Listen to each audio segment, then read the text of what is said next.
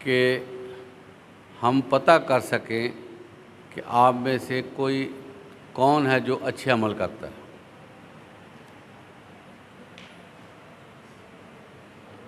अज़ीज़ तलबा, ये जो अल्लाह ने हमें ज़िंदगी दी है, ये पूरे मकसद के साथ ज़िंदगी दी है। हर बंदे को अल्लाह ताला ने जांचना है कि जो मकसद बंदे को दिया गया है वो उसने पूरा किया है या नहीं। अब हमें अपनी ज़िंदगी का मकसद कैसे पता चलेगा? क्यों कर हम ज़िंदगी को समझ सकेंगे कि हमने ज़िंदगी कैसे गुजारनी है, तो इसके लिए अल्लाह ताला ने बड़ी ही आसानी पैदा की और हमारे नबी हज़रत मोहम्मद सल्लल्लाहु अलैहि वसल्लम पर कुरान मजीद नाज़िल किया, जिसकी वजह से हम अल्लाह को पहचान सकते हैं, अल्लाह के हुक्मों को हम देख सकते हैं, अल्लाह की रज़ा जिन कामों में हैं उनको हम समझ सकते हैं, और अल्लाह के यहाँ हम कैसे कामयाब हो सकते हैं, उन सारी बातों का ज़िक्र कुरान मजीद में मौजूद है। आप अभी छोटे हैं और आप अभी सीखने की उम्र में हैं। जो बंदा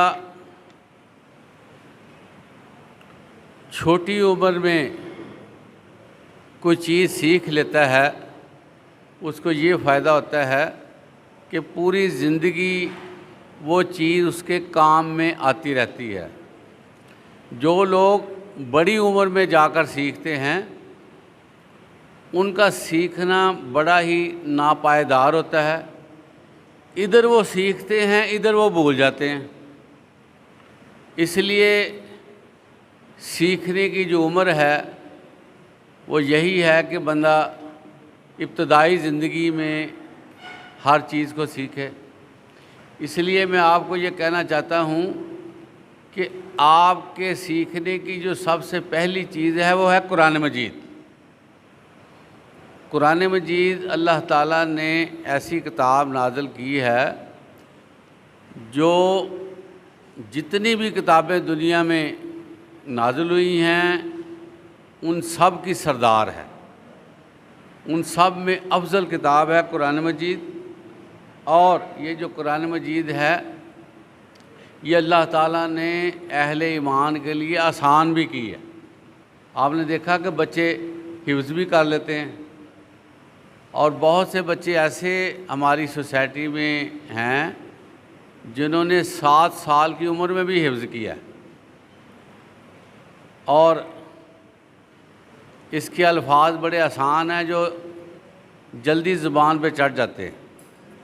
तो आप लोगों ने अब सबसे पहला काम जो करना है वो कुरान मजीद सीखने वाला करना है।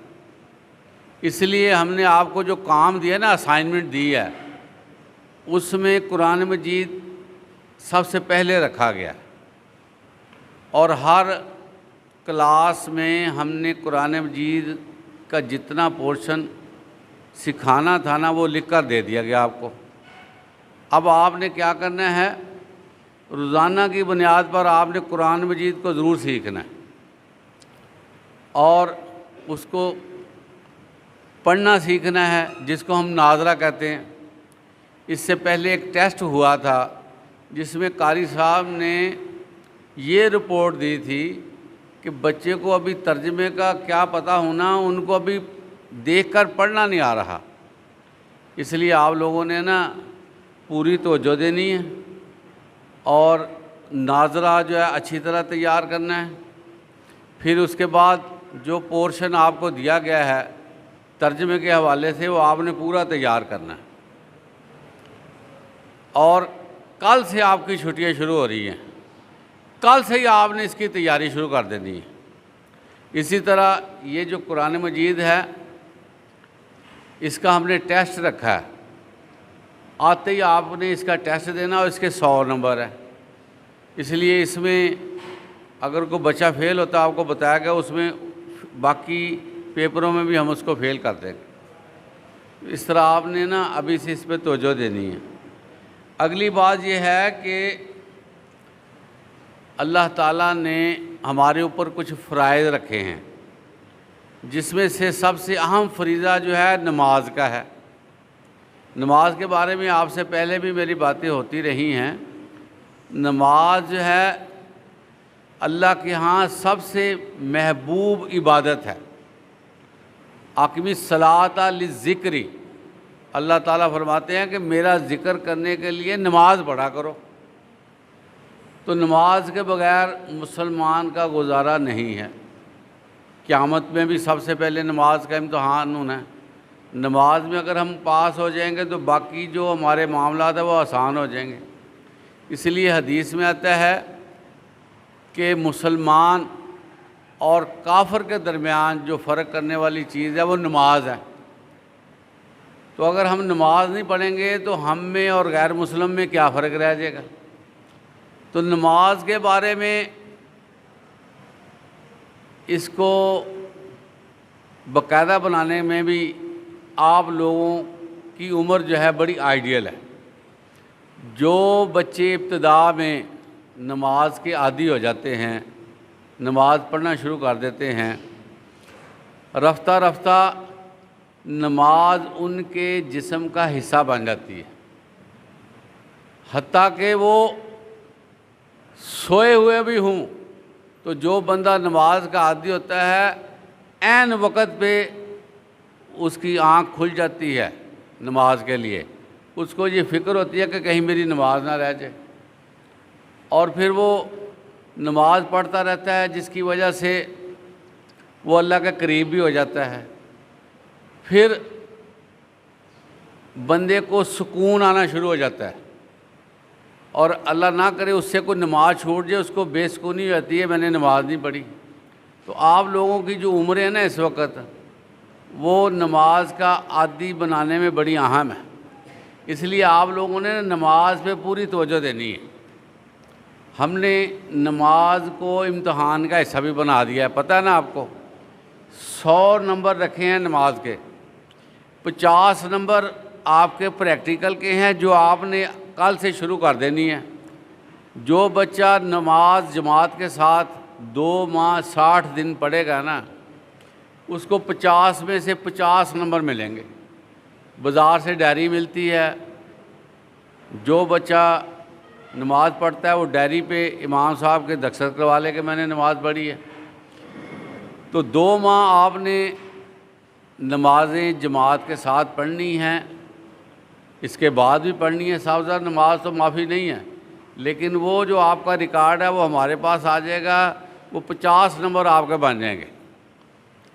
इसके अलावा आप नमाज पढ़ते हैं तो हमें पता होना चाहिए कि नमाज में अल्लाह हमसे क्या फरमा रहा है, हम अल्लाह से क्या बातें कर रहे हैं, क्या दुआएं पढ़ी जा रही हैं, उसका मतलब क्या है, अत्तहियात का मतलब क्या है, दूसरी तस्बीहात का मतलब क्या है, दुआओं का मतलब क्या है। तो इसमें आपने उन चीज़ों को याद करना है तर्जमे के साथ। आपका वही इम्तहान हो जाना 50 नंबर का। तो अगर आप अच्छे नंबर ले लेंगे तो आपके 50 में से 50 भी आ सकते हैं, 50 में से 48 भी 45 भी आ सकते हैं। तो इस तरह कुरान मजीद का इम्तहान 100 नंबर का, उसमें भी बड़े नंबर आ सकते हैं। तो इसमें भी ज़्यादा आएंगे तो बाकी मज़ामीन भी आपके नंबर ज़्यादा बन जाएंगे। ठीक हो गया। तो नमाज के हवाले से कोई सुस्ती नहीं करनी आपने। अगली बात पता क्या है कि इस मर्तबा हमने आपको पढ़ाया नहीं है। इधर आपका इम्तहान ख़त्म हुआ है, रिज़ल्ट आया, ऊपर से छुट्टियां आ गई हैं।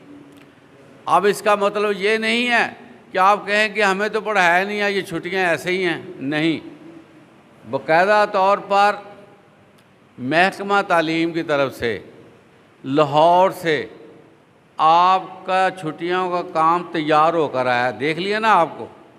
हमने क्या किया है कि हर बच्चे को फ़र्दन हमने कापी करवा के दे दी है। तो तमाम बच्चों के पास छुट्टियों का काम पहुंच चुका है, आपने इसमें कोई सुस्ती नहीं करनी और जो चैप्टर आपको दे दिए गए हैं उसको घर बैठकर, या आपके पास कोई अच्छी एकेडमी है वहाँ पर आप चले जाएं, या घर में को पढ़ा लिखा है उससे आपने हेल्प लेनी है।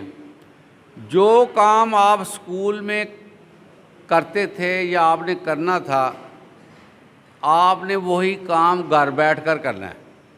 और आपने ये नहीं कहना कि हमें तो पढ़ाया नहीं गया, हम अब क्या करें। तो ये महकमे की तरफ से हुक्म है कि बच्चे घर बैठकर करें काम और 2 माह वो लगाएं, ताकि अगला आपका जो सालाना इम्तहान है, इस मरतबा मई को हुआ है, अगला सालाना इम्तहान आपका मार्च को होना है। तो साफ ज़ाहिर है कि 2-3 माह पहले आपका इम्तहान हो जाना है।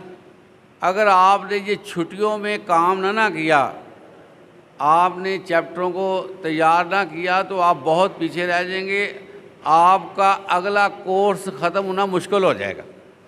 फिर जो है वो कई हिस्से आप पीछे रह जाएंगे, आपका सिलेबस नामुकम्मल रह जाएगा, जिसकी वजह से जो सालाना पेपर है ना, वो हमने नहीं बनाने, ये ज़हन में रखें। और पूरे निसाब में से वो सालाना पेपर बनकर आने हैं। अगर आपका सिलेबस कम तैयार होगा तो आपको नुकसान हो जाएगा। लाहौर से वो पेपर आने हैं, पूरे निसाब में से आने हैं।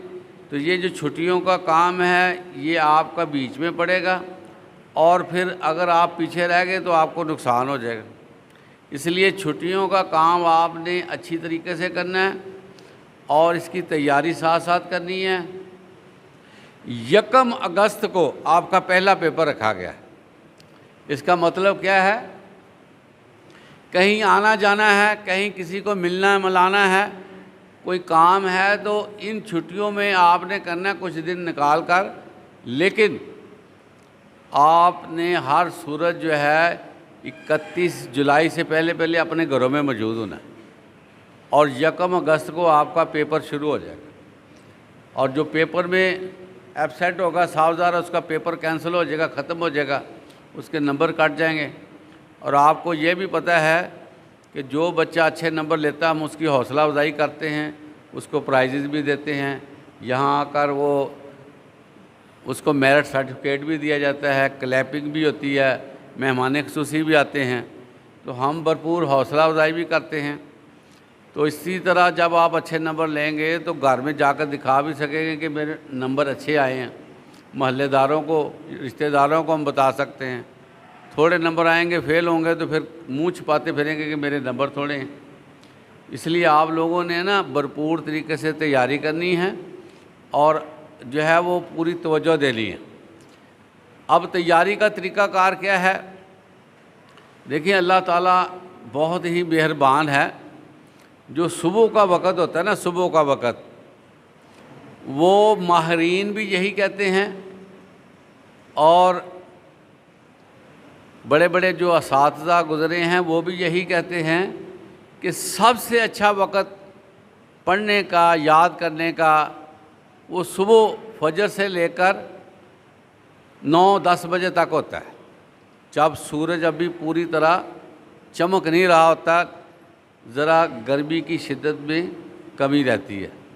तो आप अपना प्रोग्राम तश्कील दें सुबह उठने का, और 10 बजे तक आप बहुत सा कोर्स पढ़ सकते हैं, समझ सकते हैं और काम कर सकते हैं, और आपका जहन भी बड़ा हाज़िर होगा। जूं जूं बंदा उठ जाता है ना, उसका जहन आहिस्ता आहिस्ता नीचे की तरफ जाना शुरू कर देता है। तो ये ना हो कि आप 11 बजे काम शुरू करें, उस वक़्त तक आप ज़हनी तौर पर थक भी चुके हों कि अब जो है ना मुझे नींद आ रही है, अब मुझे भूख लग रही है, अब मुझे ये काम पड़ गया है, अब लाइट ऑफ हो गई है। तो ये सारी चीज़ें साथ साथ चलनी हैं। सुबह के वक़्त अगर लाइट भी बंद हो जाए तो इतना मसला नहीं होता, पता ना आपको, हवा ठंडी ठंडी चल रही होती है। इसलिए आपने सुबह के वक़्त को ज़ाया नहीं होने देना। साफ ज़ाहिर है कि गर्मियों के दिन हैं, रातें छोटी हैं, दिन बड़े हैं, तो इसका तरीक़ाकार क्या है? कि आप इशा की नमाज़ पढ़ने के बाद सो जाएं ताकि सुबह जल्दी उठना आपके लिए आसान हो जाए। बाद बच्चे 11-12 बजा देते हैं, जिसकी वजह से उनके लिए सुबह उठना मुश्किल होता है। हदीस में आता है कि जो बंदा फजर की नमाज, सुबह फजर की नमाज जमात के साथ पढ़ लेता है ना, वो अल्लाह की हिफाजत में आ जाता है, वो अल्लाह के ज़िम्मे आ जाता है।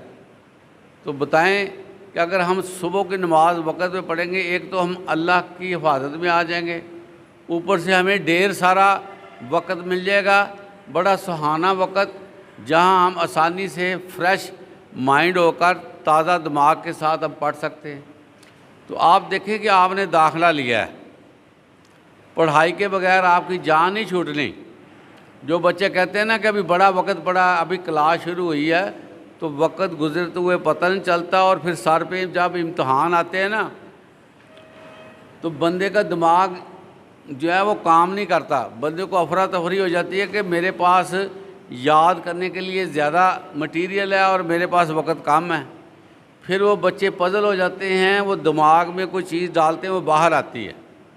इसलिए शुरू से कोई चीज़ पकड़ ली जाएगी ना, तो उसको पकड़ना आसान होता है। अगर आप लेट करके उस पर तवज्जो देंगे, वो चीज़ आपके हाथ से निकल जाएगी, आपको फिर समझ नहीं आएगी।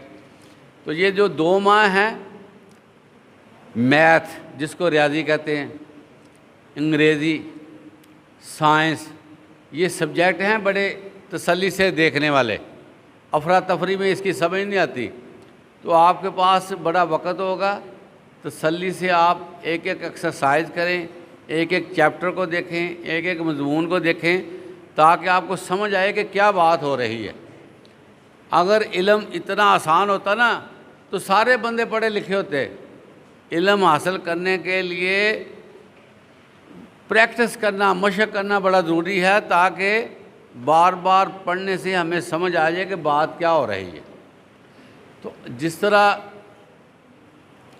हमें खाना पीना मरगूब है ना, कि ये बना दो, ये बना दो, ये खा लें, इसी तरह आप इल्म के साथ मोहब्बत करें कि मैं ये किताब पढ़ूँ, मैं वो किताब पढ़ूँ, मैं ये इल्म हासिल करूँ, अब मुझे ये पढ़ना चाहिए, ताकि हमें हर चीज़ की समझ आ जाए। इस वक्त आपकी बुनियाद बन रही है। अगर आप की बुनियाद अच्छे तरीके से ना बन सकी, बुनियाद में सुकम हो गया, कच्ची रह गई, ताकतवर बुनियाद ना बनी, फिर अगली जो बड़ी क्लासेस होती है ना, बड़ी मुसीबत पड़ जाती है। वहाँ पर बड़े बड़े पेपरों में लिखा नहीं जाता, अल्फाज की समझ नहीं आती कि मैंने ये लिखना है, इसको कैसे डालूँ, ये कहाँ से शुरू होता है, फ़िक्रा कैसे बनाना है।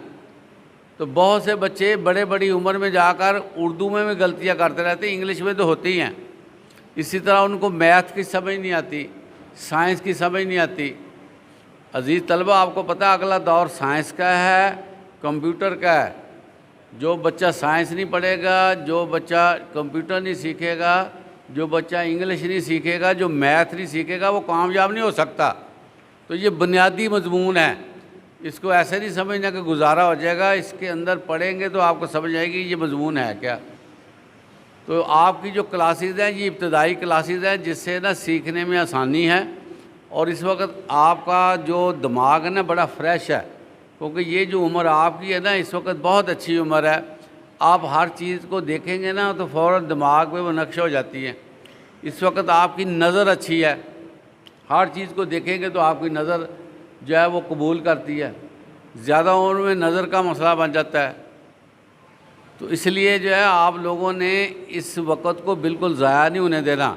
बहुत थोड़ा टाइम है, अभी कल से छुट्टियां शुरू होंगी ना, थोड़े दिनों बाद आपको पता चलेगा 15 दिन गुजर गए, फिर आपने कहना महीना गुजर गया, फिर आपने कहना 15 दिन रह गए हैं, फिर आपने कहना 8 दिन रह गए हैं, काम तो ख़त्म हो गया। इसलिए एक एक लम्हा, एक एक जो है वो मिनट आपके लिए बड़ा अहम है। तो आपने भरपूर तवज्जो देनी है। हमारे जो दाखिले हैं ना स्कूल के, ये बंद नहीं हुए, ये आप ध्यान में रखें। ये 2 माह जो है ना, हमने दाखिले करते रहना। आपका भाई, आपके अज़ीज़ गली में कोई कोई वाकफ़कार, कोई दोस्त जो भी दाखिले के लिए आना चाहता है ना, तो ये दफ्तर खुला होगा, उनको हम फॉर्म भी देंगे, उनको दाखिला भी करेंगे। तो इसलिए आप लोगों ने ना ये अपने गली मोहल्ले में बताना है कि हमारे स्कूल में दाखिले खुले हुए हैं। तो हमारे पास जो किताबें अभी तक पहुंची नहीं हैं वो भी आएंगी, हम आपको व्हाट्सएप कर देंगे कि आप अपनी किताबें ले जाएं आके। और इसी तरह अगर कोई और इत्तला करनी होगी तो आपको व्हाट्सएप के ज़रिए इत्तला भी पहुंच जाएगी। आपका ये काम जो है छुट्टियों का आपको दिया है, ये भी हम व्हाट्सएप भी कर देंगे ताकि आपके वालिदैन को भी पता चल जाए। तो इस तरह आपने ना हमारे साथ लिंक रहना है, आपका तल्लक बना के आपने रखना है। तो अपने सेहत की भी हिफाजत करनी है और अल्लाह का ज़िक्र करना ज़्यादा से ज़्यादा, ताकि अल्लाह ताला हमें कामयाबी अता फ़रमाए। तो ये चंद बातें थी जो आपके सामने मैंने की हैं, ये करनी बड़ी ज़रूरी थी ताकि आपका छुट्टियों का आगाज़ हो रहा है, आपको पता हो कि हमने जाके करना क्या है। तो बहुत शुक्रिया आपका। अल्लाह हाफिज़। पाकिस्तान।